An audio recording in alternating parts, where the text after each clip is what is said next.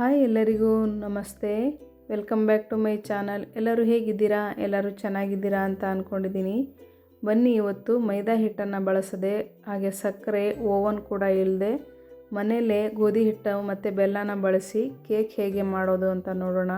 ಚೆನ್ನಾಗಿರುವಂಥ ಫ್ಲಫಿಯಾಗಿರುವಂಥ ಕೇಕನ್ನು ಮಾಡೋದು ಹೇಗೆ ಅಂತ ನೋಡೋಣ ಬನ್ನಿ. ಮೊದಲಿಗೆ ಸಾಮಗ್ರಿಗಳು: vanilla essence, cocoa powder, 1 cup ಮೊಸರು, ಅರ್ಧ ಕಪ್ಪು ಎಣ್ಣೆ, ಹಾಗೆ 1 ಬೌಲು ಬೆಲ್ಲ, 1 ಬೌಲು ಗೋಧಿ ಹಿಟ್ಟು, ಇದಕ್ಕೆ 1 ಕಪ್ಪು ಹಾಲು ಕೂಡ ಬೇಕು, ಬೇಕಿಂಗ್ ಸೋಡಾ ಹಾಗೆ ಬೇಕಿಂಗ್ ಪೌಡರ್ ಇದ್ದರೆ ಈಸಿಯಾಗಿ ಮನೆಯಲ್ಲೇ ಕೇಕನ್ನು ಮಾಡ್ಕೊಳ್ಬಹುದು.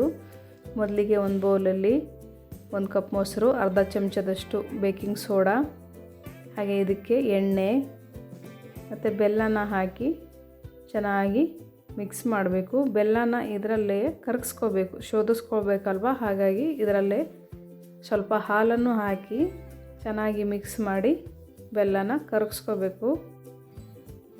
ಇದು ಕರಗಿದ್ದಾದ ನಂತರ ಒಂದು ಪಾತ್ರೆಯಲ್ಲಿ ಶೋಧಿಸ್ಕೋಬೇಕು. ಶೋಧಿಸ್ಕೊಂಡ್ರೆ ಕಸ ಕಡ್ಡಿ ಏನಾದರೂ ಇರುತ್ತಲ್ವ ಅದು ಬಂದುಬಿಡುತ್ತೆ.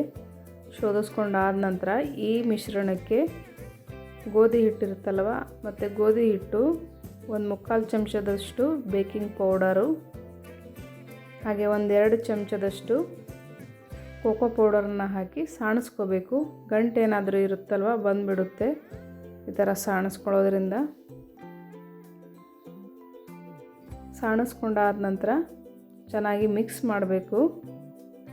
ಫ್ರೆಂಡ್ಸ್, ನೀವೇನಾದರೂ ನಮ್ಮ ವಿಡಿಯೋನ ಮೊದಲನೇ ಸಲ ನೋಡ್ತಾ ಇದ್ದರೆ ಮೊದಲು ಚಾನಲ್ನ ಸಬ್ಸ್ಕ್ರೈಬ್ ಮಾಡಿ, ಲೈಕ್ ಮಾಡಿ, ಹಾಗೆ ಶೇರ್ ಕೂಡ ಮಾಡಿ.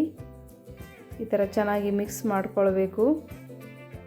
ಈ ಥರ ಮನೆಯಲ್ಲೇ ಕೇಕ್ ಮಾಡೋದರಿಂದ ಹೆಲ್ದಿ ಕೂಡ ಇರುತ್ತೆ, ಹೈಜಿನಿಕ್ ಕೂಡ ಇರುತ್ತೆ. ಈ ಥರ ಮಿಕ್ಸ್ ಆದ ನಂತರ ಇದಕ್ಕೀಗ ಸ್ವಲ್ಪ ವೆನಿಲಾ ಎಸೆನ್ಸು ಹಾಗೆ ಡ್ರೈ ಫ್ರೂಟ್ಸನ್ನು ಹಾಕಿ ಚೆನ್ನಾಗಿ ಮಿಕ್ಸ್ ಮಾಡಬೇಕು. ಒಂದು ಕಡೆ ಕುಕ್ಕರನ್ನು ಒಂದು 5ರಿಂದ 10 ನಿಮಿಷ ಬಿಸಿ ಆಗಲಿಕ್ಕೆ ಇಡಬೇಕು.